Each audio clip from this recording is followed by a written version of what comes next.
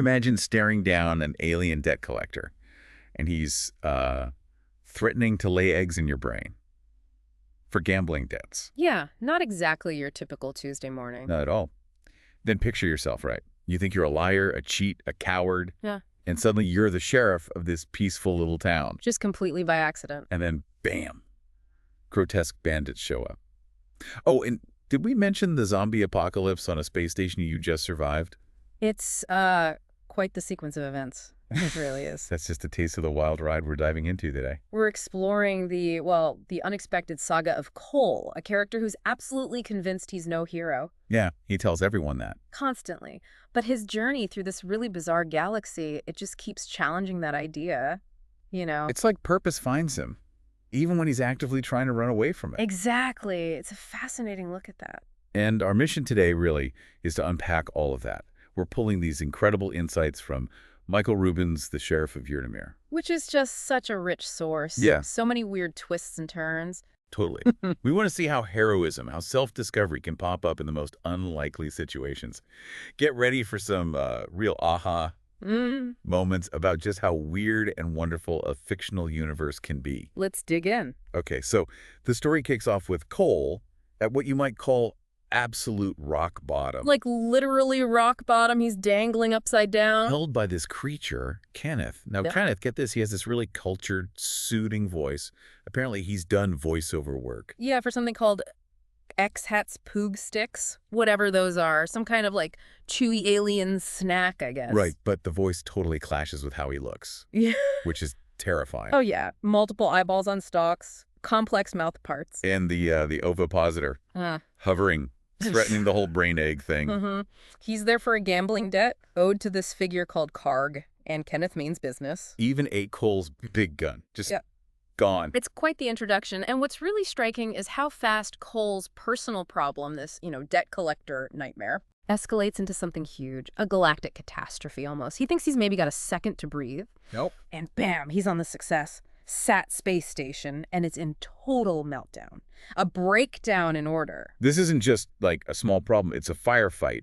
Humans turning into actual cannibals. Yeah, because of malfunctioning brain implants. It's just instant chaos. It pushes Cole from, personal low to this desperate fight for survival. And, amidst all this chaos, that's when these really unlikely alliances start forming. Right. First, there's Fred. Fred, the gray alien. QX.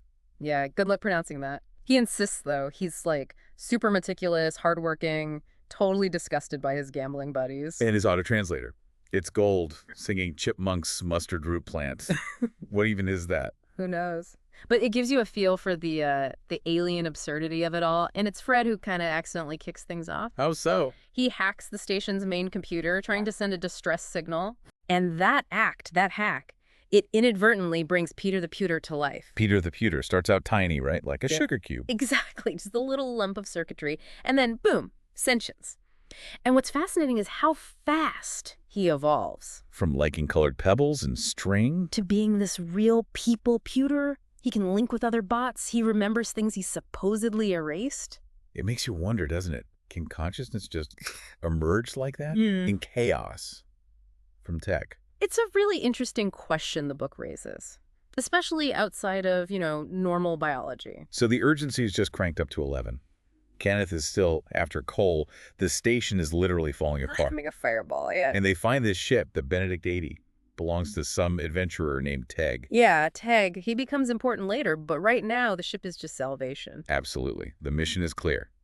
Get off the satellite now. And this escape, it doesn't just save Cole, it kind of throws him into his next, even weirder situation. Right. So they get onto the Benedict 80, and Cole finds out what the ship's real cargo is. Which is unusual. Understatement. Freeze-dried orphans. Freeze-dried orphans. Along with their leader, Nora, Cole calls her the hard woman. She sounds tough. Yeah. And then there's Philip, the whiny man. He gets airsick easily. Quite the crew. Their mission is to get these kids to a place called Yrnameer. To save them from some awful corporate training orphanage. It sounds grim. It does.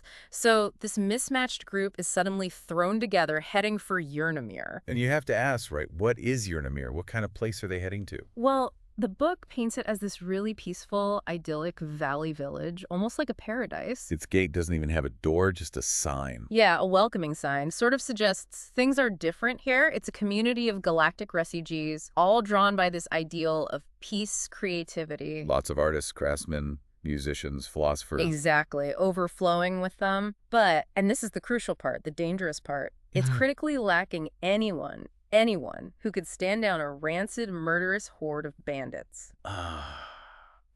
It's a beautiful place, lovely people, completely defenseless. Pretty much. And what's really striking, especially for Cole, coming from his world, no advertising, no branding anywhere. That must feel alien to him. Absolutely. And that vulnerability, that sort of naive openness, Yeah. that's why Cole's arrival is such a big deal. The town's just desperate, right? So they latch onto him. Completely. It leads to his accidental installation as sheriff.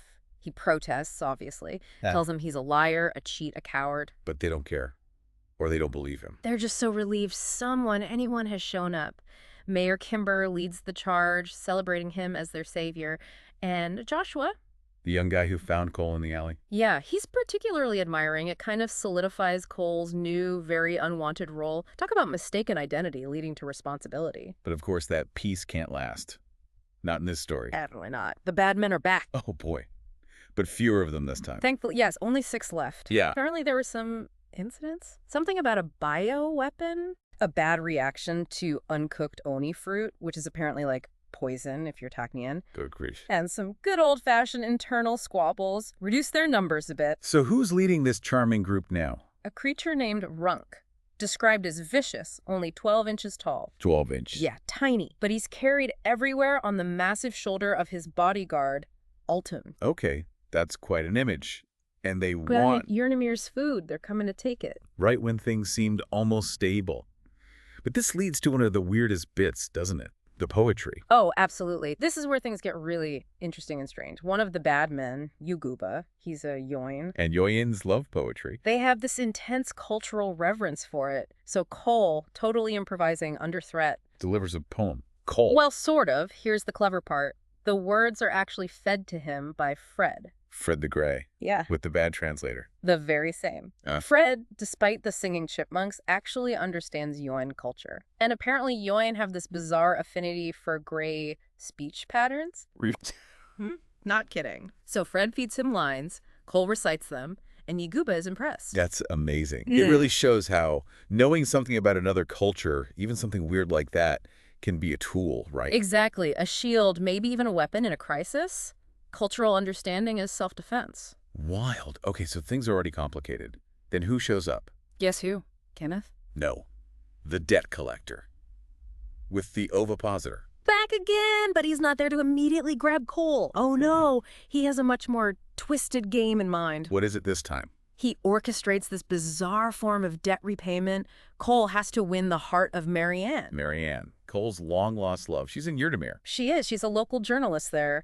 And Kenneth, this is the truly weird part, sets up a chair with popcorn No. to literally watch Cole's awkward, doomed attempts at romance. He even gives helpful commentary from afar. That's incredibly creepy and humiliating for Cole.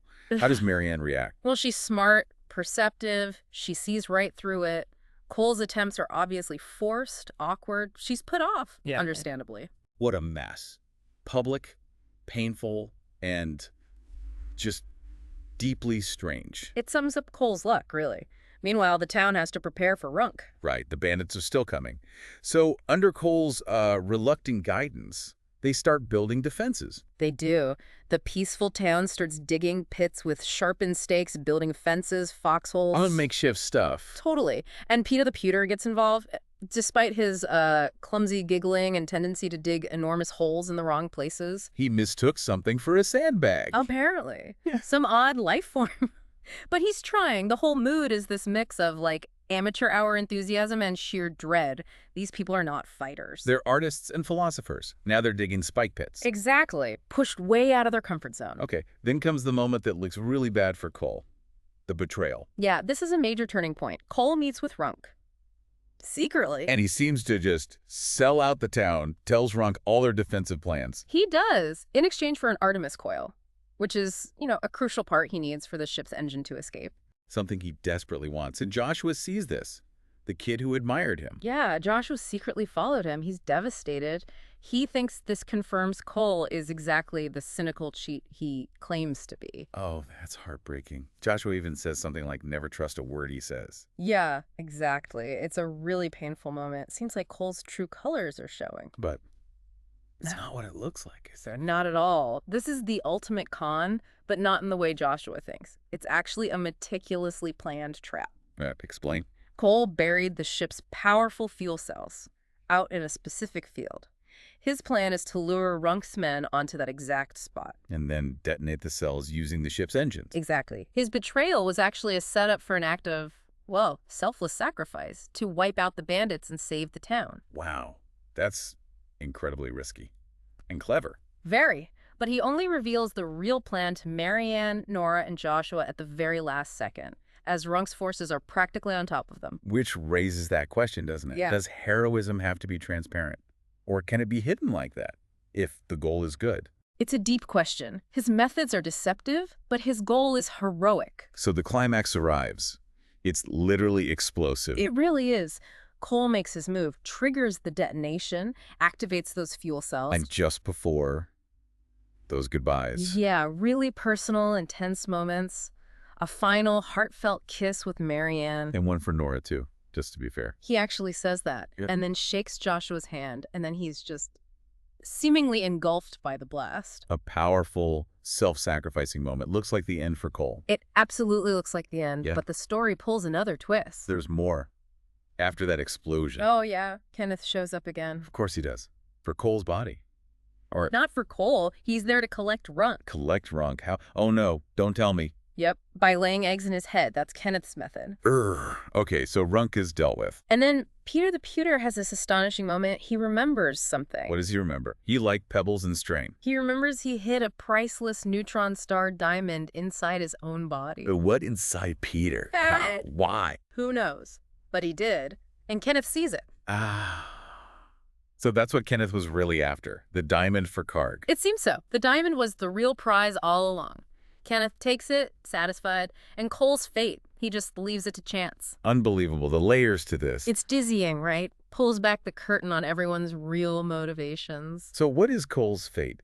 Does he survive? He does, in another stroke of just bizarre luck. He falls into one of Peter's holes. Exactly. One of the giant holes Peter dug by mistake. It saves his life. He wakes up back in Yrnameer. Not a rogue anymore? Nope. He's a celebrated hero. The town throws this huge, raucous party for him. Showering him with drinks and attention. Even though he's got singed eyebrows and a sore arm to show for it, he went through the ringer. So, Kenneth's gone, diamond in hand. Runk is indisposed. Yeah.